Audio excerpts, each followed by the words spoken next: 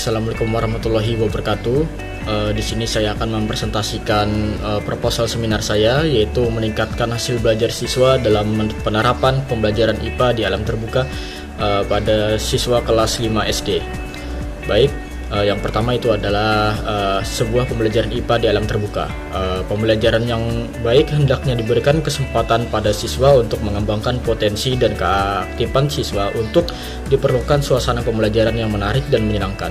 Materi pembelajaran dengan konteks dunia nyata yang dihadapi siswa sehari-hari baik dalam lingkungan keluarga, masyarakat, alam sekitar, dan dunia kerja, sehingga siswa mampu membuat hubungan antara pengetahuan yang dimilikinya dengan penerapan dalam kehidupan sehari-hari dalam pembelajaran IPA di alam terbuka yang sesuai karakter siswa sekolah dasar. Belajar adalah suatu proses yang ditandai dengan adanya perubahan pada diri seseorang.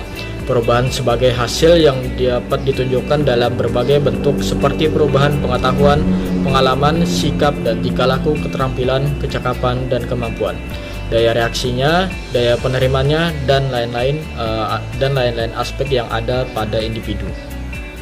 Kemudian itu adalah landasan teori. Yang pertama itu adalah pengertian hasil belajar. Kemudian yang kedua adalah pembelajaran konseptual. Yang ketiga adalah pembelajaran IPA di alam terbuka. Dan keempat, pembelajaran IPA di kelas 5. Kemudian apa itu hasil belajar? Menurut Hamalik 2001 halaman 31, bahwa hasil belajar adalah pola perbuatan nilai, pengertian, sikap, apresiasi, abilitas, dan keterampilan. Abdurrahman tahun 2006 halaman 37, hasil belajar adalah kemampuan yang diperoleh anak setelah melalui kegiatan belajar. Sedangkan menurut Winkel 2007 halaman 4, hasil belajar adalah perubahan sikap dan tingkah laku setelah anak melalui proses belajar. Dari pendapat tersebut bahwa dapat disimpulkan bahwa yang dimaksud dengan hasil belajar adalah hasil evaluasi yang dilakukan oleh guru terhadap keberhasilan rencana dan pelaksanaan kegiatan belajar mengajar.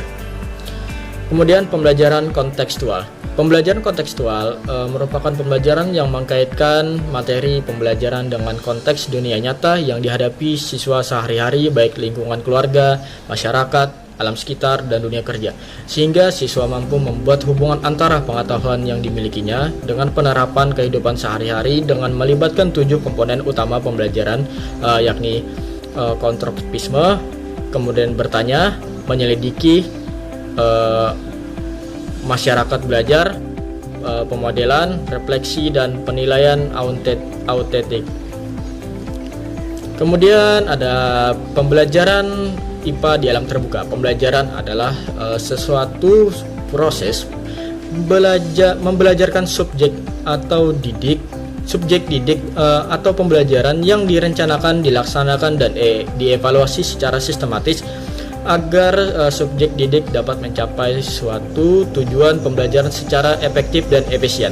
Sedangkan menurut Dimyati, pembelajaran adalah kegiatan guru yang terprogram dalam desain instruksional untuk mengembangkan siswa belajar secara aktif yang menekan pada penyediaan sumber belajar berkaitan dengan alam terbuka merupakan sekeliling alam atau lingkungan sekitar. Alam sebagai sesuatu yang berada di siswa secara spesifik maupun geografis. Lingkungan atau alam terbuka yang ada di sekitar siswa merupakan salah satu sumber belajar yang dapat dioptimalkan untuk mencapai proses dan hasil pendidikan yang berkualitas bagi siswa. Menurut Darbojo dan Kaligis, ada beberapa alasan yang menjadikan lingkungan itu sangat penting dalam interaksi belajar mengajar, yaitu yang pertama, sebagai sasaran belajar, lingkungan merupakan salah satu sasaran dalam proses belajar. Salah satu tujuan pendidikan di SD antara lain anak-anak dapat mengenal, mengetahui, dan mempelajari alam sekitar. Kemudian yang kedua, sumber belajar lingkungan merupakan sumber belajar yang sangat penting bagi siswa. Kemudian yang ketiga, sebagai sarana belajar dalam proses pembelajaran, kita memerlukan sarana dalam proses belajar mengajar. Baik, kemudian pembelajaran IPA di kelas 5. Pembelajaran IPA di kelas 5 merupakan pembelajaran IPA yang untuk sekolah dasar disesuaikan dengan tahap-tahap perkembangan kognitifnya. Menurut Pierre setiap individu mengalami tingkatan perkembangan intelektual sebagai berikut. Yang pertama itu adalah sensori motor, yaitu dari umur 0 sampai 2 tahun. Pada tahap ini anak mengatur alamnya dengan indera-indera dan tindakan-tindakan motor. Kemudian yang kedua itu adalah pra-operasional 2 sampai 7 tahun. Pada tahap ini anak belum mampu melaksanakan operasi mental. Kemudian yang ketiga operasi konkret 7 sampai 11 tahun. Pada tahap ini anak berpikir secara rasional dan mampu menerima pendapat orang lain. Kemudian yang keempat operasional formal 11 tahun ke atas. Pada tahap ini anak dapat merumuskan banyak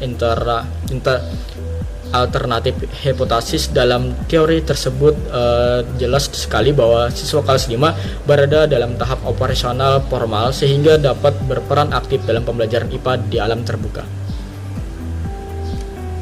Kemudian materi pokok pada pembelajaran IPA kelas 5 adalah yang saya pakai itu adalah jenis pesawat sederhana.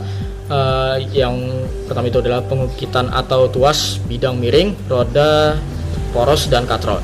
Kemudian yang kedua adalah bumi dan alam sekitarnya, lapisan-lapisan bumi itu seperti kerak bumi, mantel bumi, selubung, dan inti bumi. Kemudian metode penelitian yang saya pakai itu adalah metode penelitian yang digunakan adalah metode deskriptif kuantitatif.